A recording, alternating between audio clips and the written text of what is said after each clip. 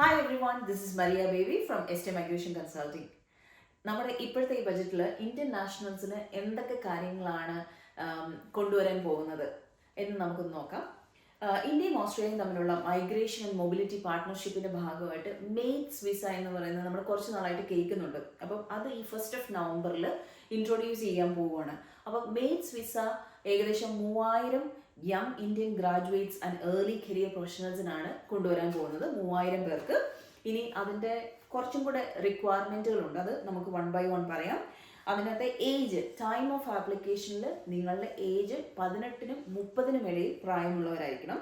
പിന്നെ നിങ്ങൾക്ക് targeted field of സ്റ്റഡിയിൽ നിങ്ങൾക്ക് നോളജും സ്കിൽസും ഉള്ളവരായിരിക്കണം.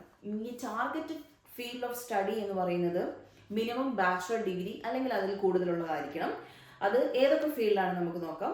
Renewable energy, mining, engineering, information and communication technology, ICT, artificial intelligence, AI എന്ന് നമ്മളിപ്പോൾ ഒത്തിരി കേൾക്കുന്നതാണ്, fintech, financial technology, then agritech, agricultural technology. ഈ ഫീൽഡിലൊക്കെ നിങ്ങൾക്ക് മിനിമം ബാച്ചിലർ ഡിഗ്രി ക്വാളിഫിക്കേഷൻ ഉള്ളവരാണ്.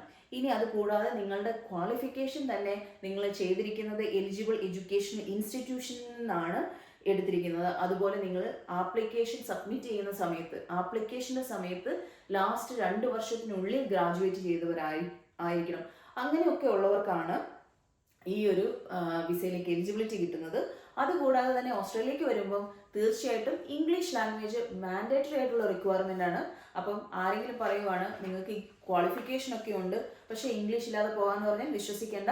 IELTS നിർബന്ധമാണ്. IELTSന് ഓവറോൾ 6ഉം ഇൻഡിവിജ്വൽ 5ഉം ആണ് വേണ്ട റിക്വയർമെൻ്റ് എന്ന് പറയുന്നത്. പിന്നെ ഒരു പ്രീ ആപ്ലിക്കേഷൻ ബാലറ്റ് ആണ് ഇൻട്രൊഡ്യൂസ് ചെയ്തിരിക്കുന്നത്. അതിന് $25 ആണ് ഫീസ് വരുന്നത്. അതുകൂടാതെ $365 ആപ്ലിക്കേഷൻ ചാർജും പറഞ്ഞിട്ടുണ്ട്. അപ്പോൾ മെയ്റ്റ്സിൻ്റെ കാര്യങ്ങൾ ഒന്നുകൂടെ ബ്രീഫ് ചെയ്യാം. നിങ്ങളുടെ ഇന്ത്യൻ നാഷണൽ ആയിരിക്കണം. 18-നും 30-നും ഇടയിൽ പ്രായം നമുക്ക് ആപ്ലിക്കേഷൻ വെക്കുന്ന സമയത്തുണ്ടായിരിക്കണം. ടാർഗറ്റഡ് ഫീൽഡ് ഓഫ് സ്റ്റഡിയിൽ bachelor degree or higher qualification വേണം. അത് നമ്മൾ ലിസ്റ്റ് ചെയ്തതാണ് എന്തൊക്കെയാണെന്നുള്ളത്. പിന്നെ ടാർഗറ്റഡ് എലിജിബിൾ എഡ്യൂക്കേഷൻ ഇൻസ്റ്റിറ്റ്യൂഷനിൽ നിന്ന് ക്വാളിഫിക്കേഷൻ 2 വർഷത്തിനുള്ളിൽ എടുത്തവരായിരിക്കണം. അതുകൂടാതെ ഇംഗ്ലീഷ് പ്രാവീണ്യവും നിങ്ങൾ തീർച്ചയായിട്ടും ഉള്ളവരായിരിക്കണം. ഇതൊക്കെ ഉണ്ടെങ്കിലേ ഉള്ളൂ മെയ്റ്റ്സ് നിങ്ങൾക്ക് അപ്ലൈ ചെയ്യാൻ പറ്റുള്ളൂ.